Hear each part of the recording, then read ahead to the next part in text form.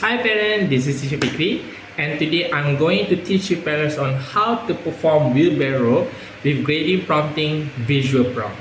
So, as you may or may not know, prompting means to guide or to assist. Yes. So, how can you assist your children to do wheelbarrow using visual prompt? So, I would suggest for you to use footprint as an indication of start and end goal, so they know that I'm supposed to go here, here, here, and here until finish. So because sometimes they need visual as a reference for them to do the activity. So with this footprint, it helps a lot in terms of how many steps that I want to focus on. Let's say 4. Hands down, hands down.